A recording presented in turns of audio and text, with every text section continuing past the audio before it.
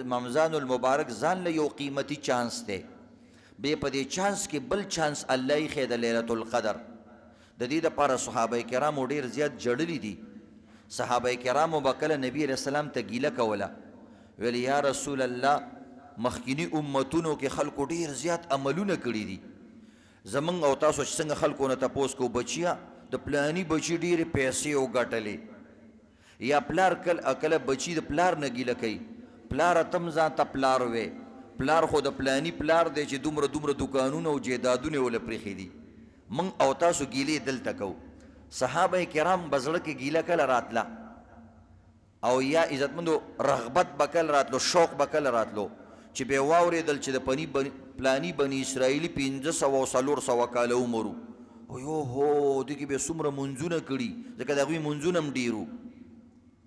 د ورځې اعتبار سره منځونه ډېر و،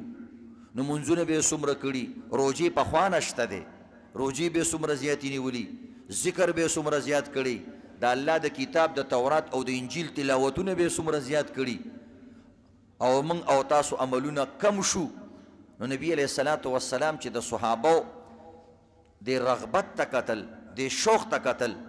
نو نبی علیه الصلاة والسلام هم دا غوښتل چې زما امت له الله داسې یو ایوارډ ورکي، داسې یو چانس ورکي چې زما د امتیانو دا خواهش پوره شي. نو الله رب العزت پیدا آیاتونه نازل کړه، انا انزلناه فی لیلة القدر. زما بندا ستا د دې صحابو دا شوق دومره زیات دی چې ما وله په کال کې یو شپه داسې ورکړه، لیلة خیر من الف شهر، چې دا د 1000 میاشتو نه بهتره ده. نو 1000 میاشتو چې حساب ولګېږي نو 80 یا 81 یا 83 کاله ته جوړېږي. نو سوچ کوه چې یو لیلة القدر کې د عبادت وکړو لکه عزتمندو 80 سال عبادت دی وکړو، چې 2 کاله درته نصیب شو نو 160 سال ته عبادت وکړو، او چې 4 پیرې درته نصیب شو 320 سال ته عبادت وکړو. عجیبه دومره الله رب العزت. بے نبی علیہ السلام امت ته الله وی چې من جاء بالحسنة فله 10 امثالها. ستا امت دپاره یو بل ګفټ هم دی، که ستا امت کې چا یو نیکي وکړه په 10 به شمارلی کېږي. او بعضې نیکیانې داسې دي، مثل الذین ينفقون اموالهم فی سبیل الله کمثل حبة انبتت 7 سنابل فی کل سنبلة 100 حبة. و ستا بعض امتیان دا دي که د الله په لار کې خرج کوي، نو بیا د دې مثال داسې دی لکه یو په 200 باندې به ورکومه. د دې مثال داسې دی چې بوټی وکرلو، 2 وږي پکې راوختل، یو نیکي یو بوټی شو. خدا یو نیکی وي د یو بوټي داسې بوټي په مثال دی چې هغې کې 2 وږي راوخېږي، باقي د وږي دانې، او بیا په هغه یو وږي کې 100 دانې. ګوره الله آسان مثال ښودلی چې عام سړی پې پوه شي، یو بوټی 2 وږي او په هر وږي کې 100 دانې. ځکه هر چا خو تعلیم نه دی کړی چې مثلا ساینټیفک طریقه ورته وښیي چې داسې ضرب ورکه او فلانې ورکه. نو ساده ساده خبرې په دې باندې امین پوهېږي، پروفیسر صاحب هم پې پوهېږي، او د هر ځای سړی پې پوهېږي. 200 به ورکو. او بعض یونی کې ویلي کې اضعافا مضاعفا، بعضې ستا امتیانو سره به دوچنده معامله کو. نو چې 200 درکوي نو د دې مطلب دا شو 200 جمع 200 1400 شو. یا عالمان وایي نه دا به ضرب ورکې، 700 ملټیپلای بای 700 ضرب 700.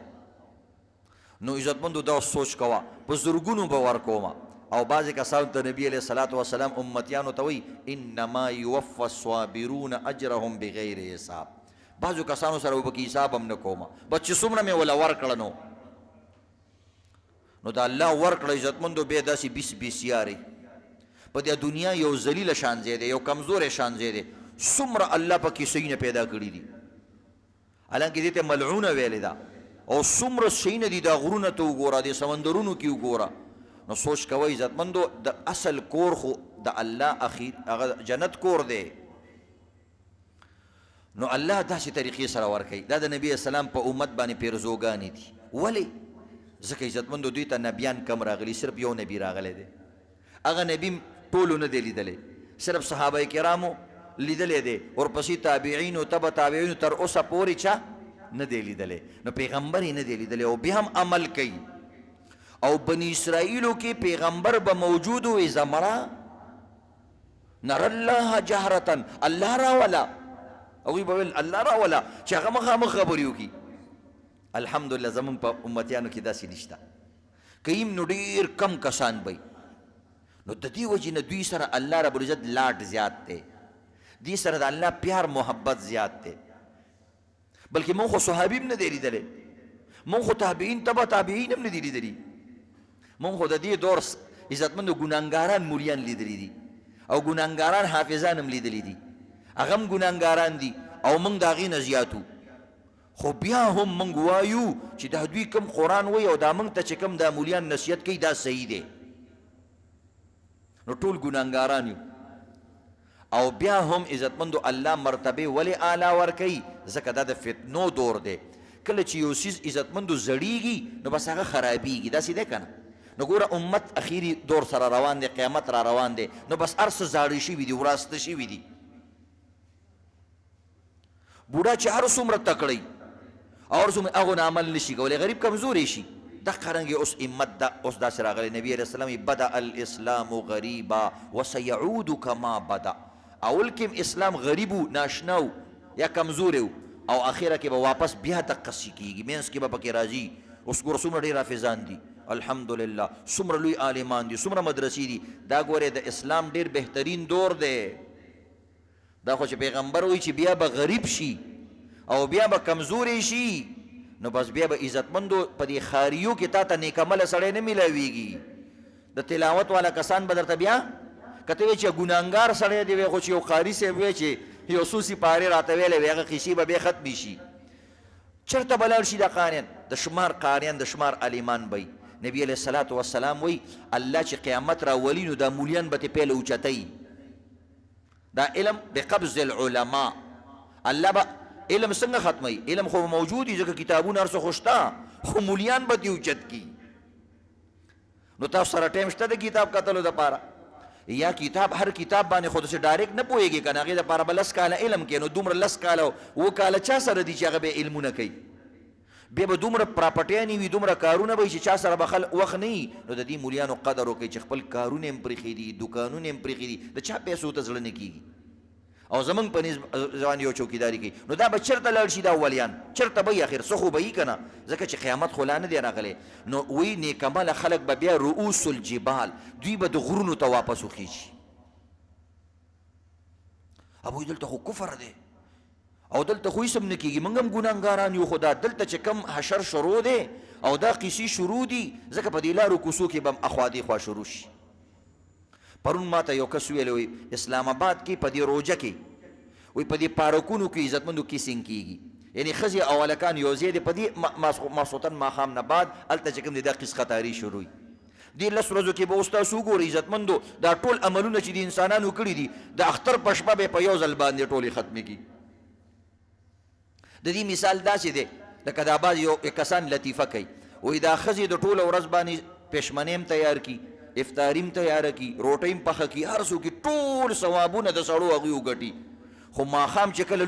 لوښي وینځلو ته کښېني بس کنځلې او ردې بدې بړ بړ شروع کړي، وایي ټول ثواب ځان نه ختم کړي.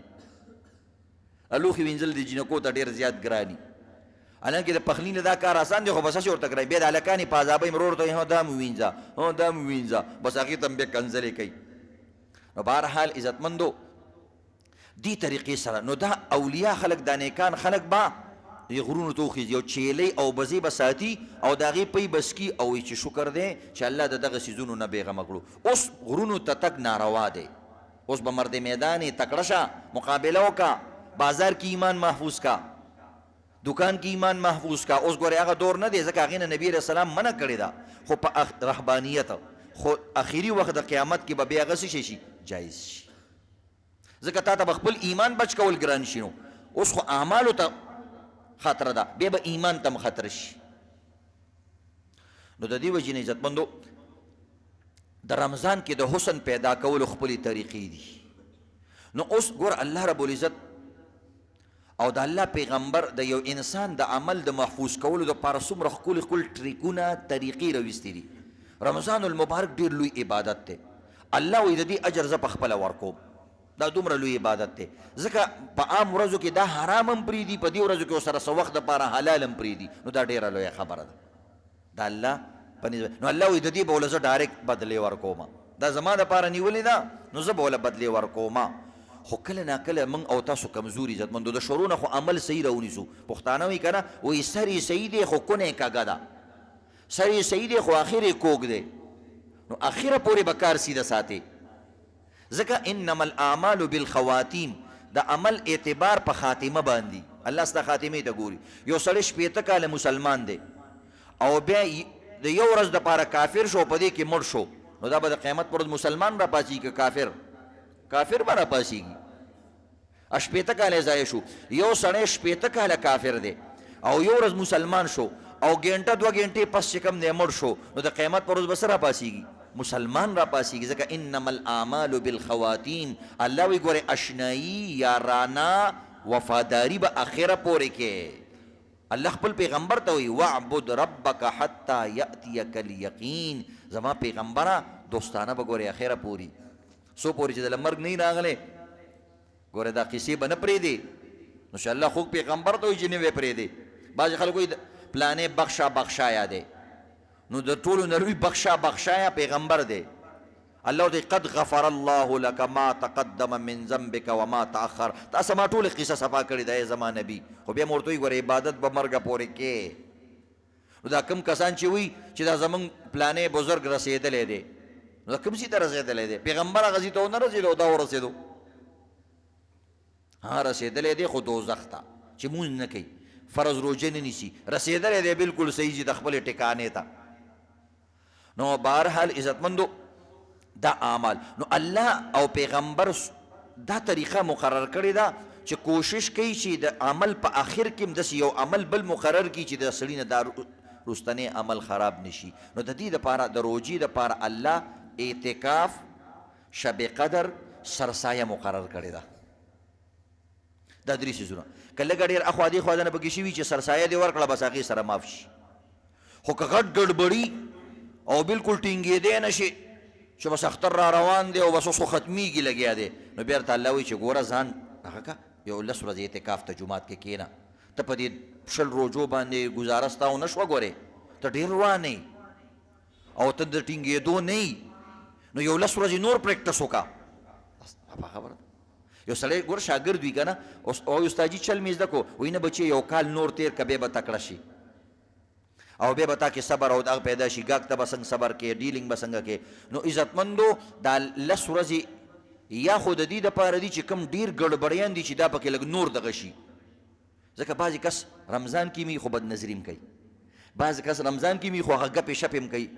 او وایي خبرې څنګه چې مخکې و مغه شان بې واکه دی، اوس هم مغه شان خبرې او ګډ وډ کوي. نو الله وایي 10 ورځې کې شي نو یاران یې کم شي، دوستان یې کم شي، د موبایل استعمال کم شي، نو بس په خپله باندې لږ برابر شي. د جومات الحمدلله خلک تعظیم کوي څه نه څه، نو دې سره برابر شي. یا عزتمندو اعتکاف د دې دپاره دی چې دا 20 ورځې چا محنت کړی دی، الله دا انسان سره یو خصوصي تعلق پیدا شي. نو بیا الله غواړي چې دا انسان لږ ځان ته نور هم رانږدې کړي. و یار 20 ورځې د عمل وکړو زما دپاره، حلال شي نه هم پرېغوستو، نو دا 10 ورځې ورسره لږ لاز و نیاز وکړه، زړه ته یې نور هم رانږدې کړه. نو دا د نږدېکت د معنه دی. دا الله تا ځان ته دا نږدې کوي. دا 20 ورځې تراویح، دا 20 ورځې ستا روژه او یا دې کې د تبلیغ سې روزه کړې ده، دا د الله ته قبول شوي دي، نو اعتکاف کې نور هم ځان ته رانږدې کړي. تاسو ګورئ که فرمان برداره بچې د مور او پلار خدمت ډېر کوي، خو په دې خدمت باندې خو هغه ستړی کېږي که نه، خو پلار یې څه کېږي؟ خوشحالېږي. وایي زما زوی اصل دا زوی دی، پلاني اسپتال کې په کار راځي او په فلاني کې په کار راځي. نو د دقه وجې نه عزتمند چې چا عبادت ډېرېږي هغه الله ته نږدې کېږي. نو دا د مینې محبت دپاره دی. او دغه رنګې که ته هم وې چې زه مینه کوم، د مینو دپاره خلکو څه کړي دي؟ شیرین او فرحات وایي دلته چې کوم دی جینۍ ورته ویلې ما له د پیو نیر جوړ کا، سړی کودالې راغوست دی ویې لګېو، په غر کې د پیو نیرونه وځي. داسې قربانیانې د دې دنیاوي ښځو دپاره خلکو ورکړي دي. لیلا وایي تکه توره وه، خو مجنون ویلې غم مه کوه، بس زما زړه ته پرېوتې. دا زموږ زړه دی چې نه په تور او نه په سپین دی، خو بس وروره خوښ مې دی. څه په شد بود نی، خو بس دا مې خوښ دی. ولې بس زړه ته مې پرېوتی دی. دا ستا زړه هم د دې قابل دی، دغه شی نه پکې ساته. وایي چا د مجنون نه تپوس کړو چې دا خو تکه توره ده، نو د کاپر بچیو لکم دلیل را پیدا کو لکه د اردو شاعر هغه بیان کوي خپل الفاظو کې وایي چاته تپوس وکړو چې لکه دا شیخ ډېر تک تور نه دی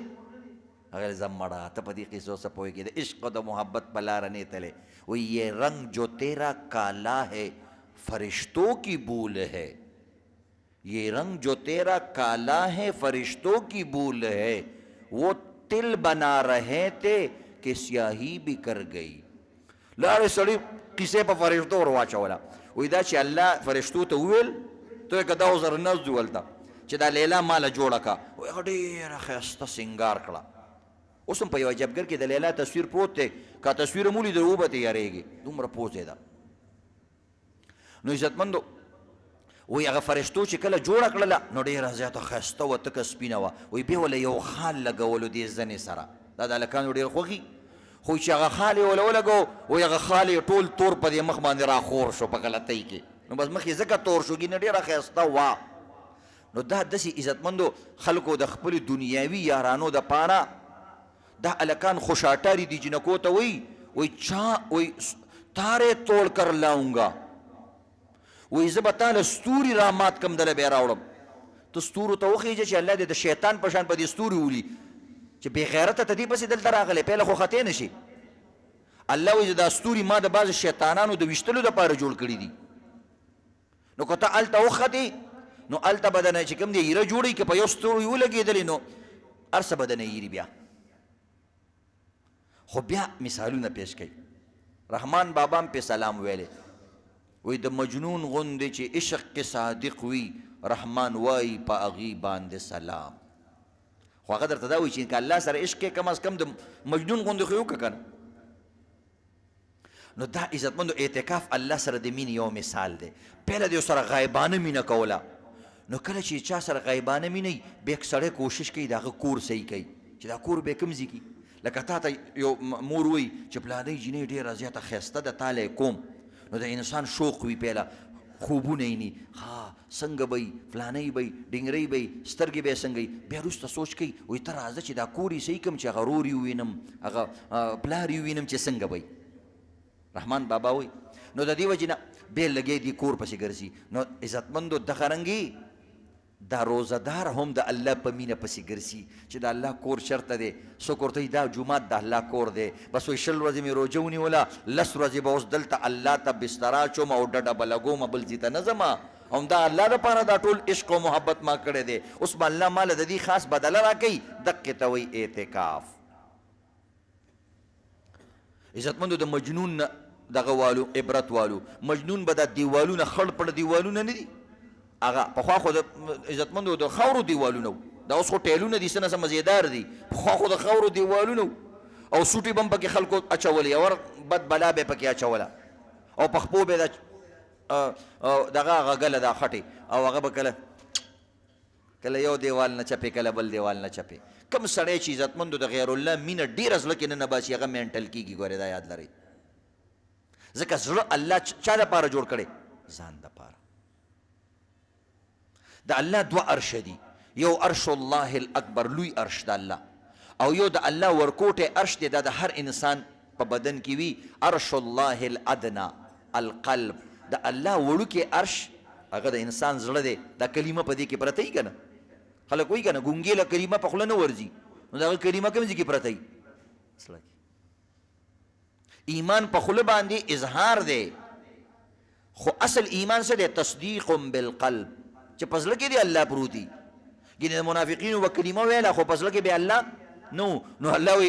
وایي فی الدرک الاسفل من النار وایي دا به زه د جهنم لاندې ویښته بوځم دوی ما نه هم دوکې راکوي یخادعون الله وایي دوی وایي موږ چې الله له دوکه ورکوو وایي دا دومره ظالمان دي نو د دې وجې نه عزتمندو مینه اعتکاف یو د مینې محبت عمل دی نو مجنون به دیوالونه چپ کول نو یو ځل د چا تپوس وکړو چې هلکه څه شی دي څه د لیلا تصویر دی ځم مړه ته په دې څه پوهېږې لقد امر على الديار ديار ليلى اقبل ذا الجدار وذا الجدار وما حب الديار شغفن قلبي ولكن حب من سكن الديار پاره خبر پسې به شعرونه ویل وایي زه چې دا ګډ وډ ګرځم کله یو کوڅه کله بله کوڅه کله دا دیوال او کله هغه دیوال چپوما. وایي دیوالونو سره مینه نه ده، دیوال کې چې دننه کوم اوسیږي هغې سره مې مینه ده، خو د هغې د وجې نه مې دیوالونو سره مینه پیدا شوه. نو عزتمندو موږ الله نه دی لیدلی. یؤمنون بالغیب، د غیبو عشق به کوې. ځکه مؤمن ته الله رب العزت قرآن کې عاشق ویلی دي، والذین آمنوا اشد حبا لله. وی مومن سړی زما عاشق دی. عشق ټکی اصل کې د عربی لهجې اعتبار سره فصیح نو، ګینې الله به عشق ویلی دی ویلی وی، خو محبت ټکی ویل او اشد یې ورسره ملګری کو، یار شدید محبت ما سره کوي، یعنې څه مطلب لیدلی نه یم او بیا م را سره مینه کوي. خو د مینې دپاره به بعض کارونه کې اظهار به کې، نو هغه اظهار څه دی؟ مونځ له راشي. ګینې بیا خو باسې تشپاڼه یې که نه، هسې مینه ده، د خولې مینه ده، خو چې ته مونځ له راځې الله وایي زما د کور چکر لګوي، سړی عاشق دی. هر مونځ له ځان تازه کوي چې الله څنګه چې انسان ملاقات له ځي، چا سره رشته کېږي نو ځان له واسکټ ماسکټ ځان مخلاص وغیره ووینځي، صحیح شو، او بریتونه ګیره هر څه ورته برابره کړي. نو دقه رنګې د مونځ داسې لکه د الله د ملاقات دپاره ځان سیټ کول. خو موږ نه پکې کله استنجا یېروي، کله رانه پکې مسه یېروي، کله بل وایي بس الله عملونه قبلوي. ګوره هر څیز ته د عشق په انداز کې ګورئ، بالکل یې قبلوي چې فرض دې پوره شو، خو خفه کېږي خو که نه. لکه اوس مثلا پلار ته دې عزتمندو په یو کنډول کې خوراک کېغوسته، نو هغه به پلار خوراک خو دی، خوراک یې هم کړلو، هغه پې ښه مزېدار خېټه هم مړېږي، خو ورته وي بچیه ځان ته د شیشې په پلیټ کېږدي او ما ته دې په کنډول کې کېغوسته. د ګیلې خبره خو ده که نه؟ نو ګیله خو دنه کولی شي، نو که الله دنه ګیله وکړله بیا به کې څه سترګې به څنګه اوچتې؟ نو دې وجې نه دا خبرې مه کوئ دا نفل دی او دا مستحب دی او که دا دې وکړو که نه کړو. عشق او محبت کې څوک دا نه ګوري. عشق او محبت کې عزتمندو په غرونو کې خلک لارې کوي. عشق او محبت کې ځوانان ستورو ته خیږي وي ستوري راکوزو، او عزتمندو حالانکې دوه ګزه ټوپ نشي والی، خو دا عزتمندو دا خلک کوي عشق او محبت کې. نو د عشق او محبت دپاره کار دی اعتکاف. اعتکاف څه فضیلت دی؟ دا مې ګوره د عزتمندو د اعتکاف په هغه مقصد باندې او حکمت باندې پوه کړئ چې دا ولې خلک کوي. او عزتمندو دا یاد لره چې کله عشق او محبت د الله سره نه وي بیا به په ورو مینټل کېږي. ګیندا تاسو بس دکاندارانو ګورئ که ته ځان له چېرته د کیمره جوړه کړه، کیمره خو ستاسو دکانونو کې شته که نه، او ماښام چېرته دا ته څونه دکانداري کې دا بیا لږ د شپې وګوره د ټولو نه ښایسته فلم هم دی.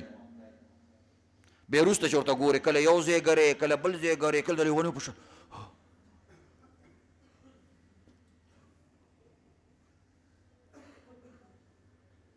نو دا څه شي عزتمندو؟ دا چېرته تاسو وګورئ خدا الله بیا د عبادت ثواب درکوي. زه خیر دی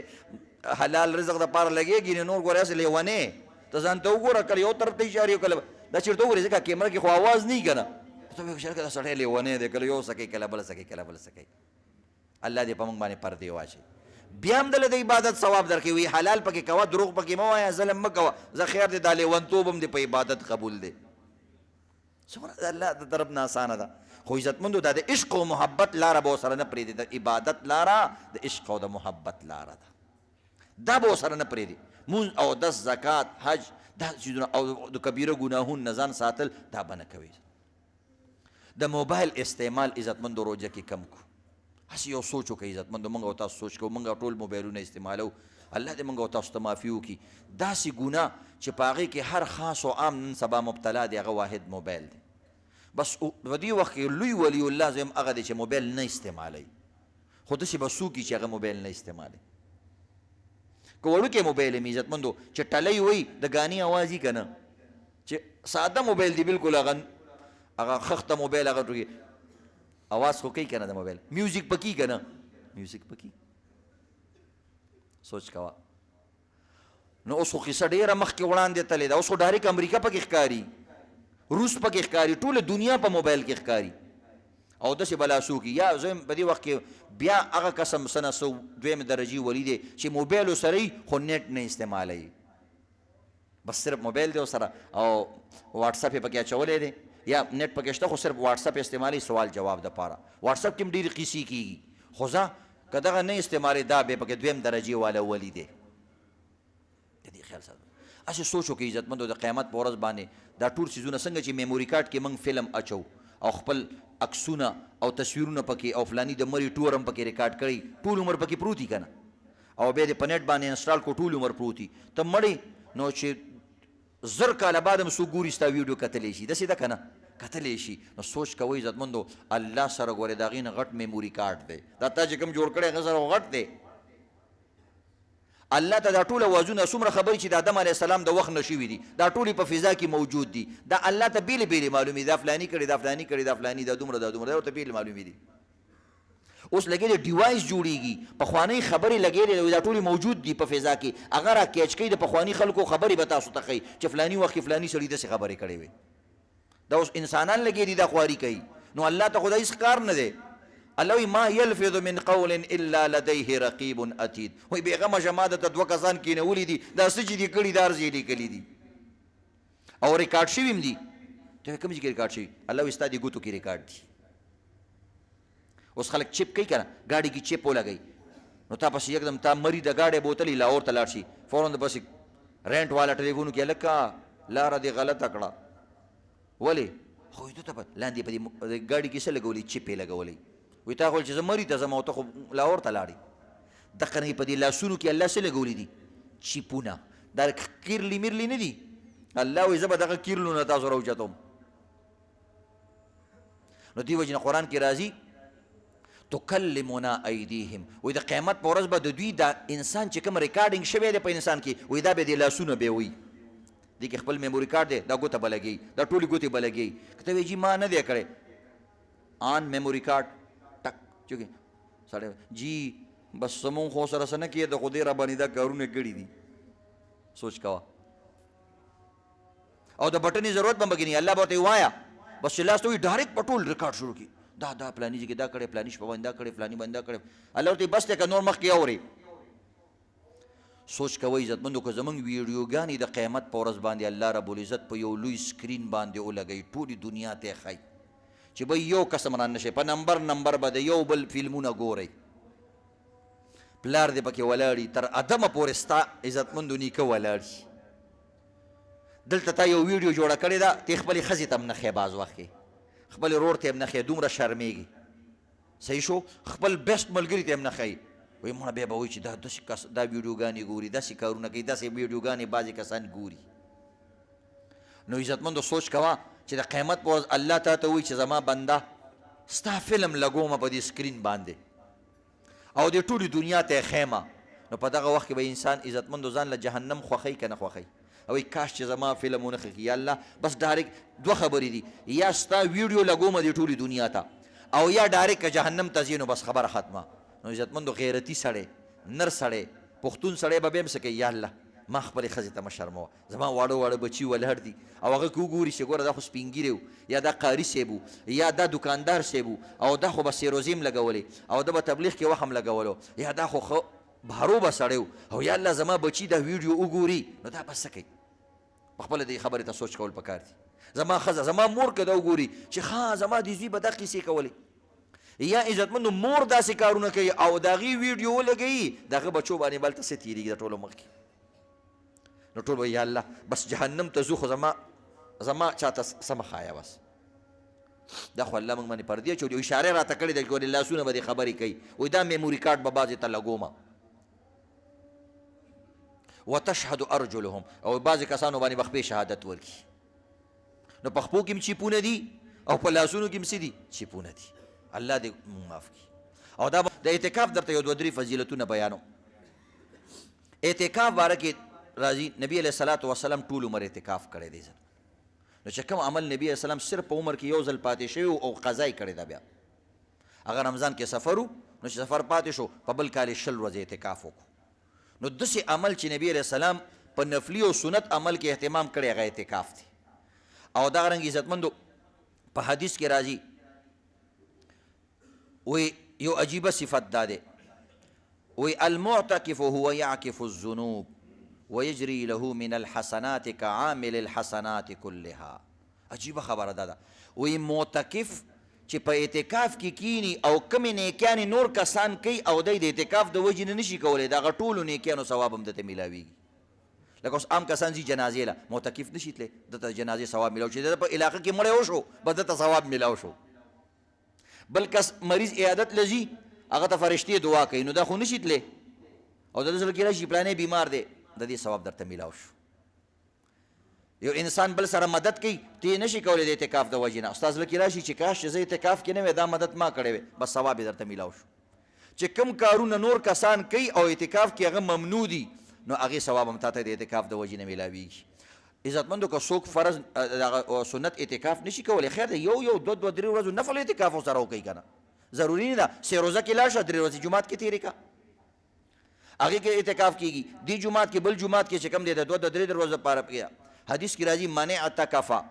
یوما، چا چې یو ورځ اعتکاف وکړو ابتغاء وجه الله، د الله رضا دپاره،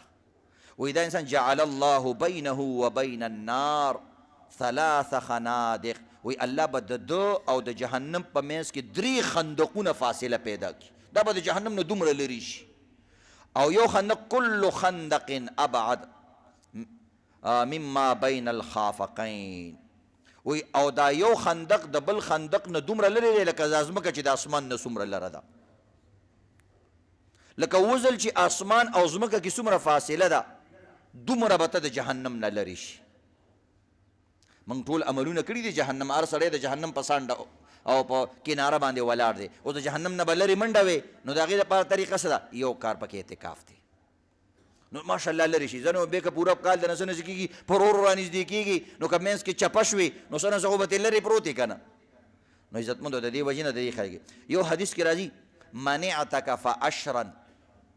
فی رمضان کان کحجتین وعمرتین، وی کوم انسان چې دا 10 ورځې اعتکاف وکړي اخري 10 کې، کله 9 کله 10، وی دا داسې دي لکه 2 حج او چې 2 عمرې انسان وکړي. اوس تاسو کې چا حج نه دی کړی لاس اوچت کړي عزتمندو، ماشاءالله ګوره یو هم پکې نشته چې عمرې هم نه دي کړي داسې ډېرو کسانو، نو بس دا چل دی راځي را میدان ته شي که نه. خو نه زمونږ خو هغه عمره خوښوي چې 2-3 ګاډي را پسې راشي او موږ ته چې په کوم دی سیرې پکې واچوي او بیا چې کوم دی د کور مخې ته چې کوم دی هغه بینر ولګېږي حج مبارک عمره مبارک، بیا 3 دیګونه راشي او بیا یو راځي غاړې دله درکوي ما ته دعا وکړه ما ته دعا وکړه. زمونږ هغه حجونه عمرې خوښ دي، ساده عمرې حجونه چا نه دي خوښ، یعنې نبي علیه السلام وایي په دې باندې 2 حجه میلاویږي 2 عمرې میلاویږي او 10 ورځې څوک اعتکاف نه کوي، پیسې هم پرې خرچ کېږي او تګ راتګ هم نه غواړي، خو څوک یې نه کوي. نو انشاءالله کوشش به کوو که نه عزتمندو. وایي کوم انسان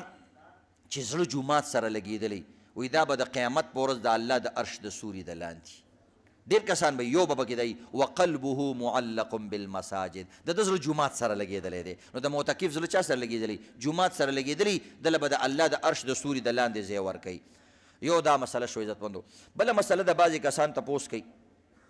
د ښځو د اعتکاف باره کې، نو دې باندې ما بیان کړی دی انشاءالله هغه به شیر کړو. اوس دا مسله مختصر واورئ. ښځه هم عزتمندو اعتکاف کولی شي. اعتکاف وایي عبادت ته، ښځه عام طور سره عبادت کوم ځای کې کوي؟ کور کې کوي، د هغې اکثر عبادتونه. د نبي علیه السلام زمانه کې بیا مونځ جومات کې کو، بیا د نبي علیه السلام زمانې نه لږ بعد هم د صحابهو زمانه وه، عایشې رضی الله تعالی عنها به خلکو ته د جومات نه مه منې کوئ ښځې، خو بیا چې په خپله باندې ویل وایي که اوس نبي علیه السلام ژوندی وی نو د مونځ نه به یې ښځې منې کړی وی، او بیا بالکل ښځې جومات ته مه پرېږدئ. او دې کې هېڅ شک نه اتفاقي خبره، ښځه چې د کور نه ووتله د ټولو نه زیات عزتمندو ګناهونه د دې نه جوړېږي. تاسو ټولو ته د دې پته ده، دې کې څه د بیان ضرورت نشته دی. که هغه د ملا ښځئ او د ملا ښځې ته خلک نور هم ډېر ګوري چې دا به پکې لاسنګ شي، ځکه چې صفا خبره ده خلکو د هغه دي، نن سبا خلک ورایټۍ نه بدلوي، او دا چې کومه ښځه پکې عزتمندو ستر کوي دې ته خلک نور هم ګوري، ځکه بله خوا هم ښکاري خلکو ته، دې پسې داسې ګوري دا چې لږه برق اوچته کړي نه ورته داسې شاته ګوري څه کوي. موږ خپل هم دا د کپړې دکانداري کړې ده او که دلته ځو کیمرې خو موږ سره هم دي 2 سترګې، نو ګورې کوشش کوئ چې په لاره تېرېږم خوا دې خوا مو ګورئ، ځکه زموږ خو دلته منبر دی به وایو خو کس خو نه یادو د عبرت دپاره کوو، موږ نه هم کېږي داسې نه، موږ هم په دې لاره روان یو، الله دې معافي وکړي، خو داسې د لطیفې په طور باندې بعضې خبره کوو چې زموږ په ذهن کې یو خبره راشي. نو عزتمندو ښځه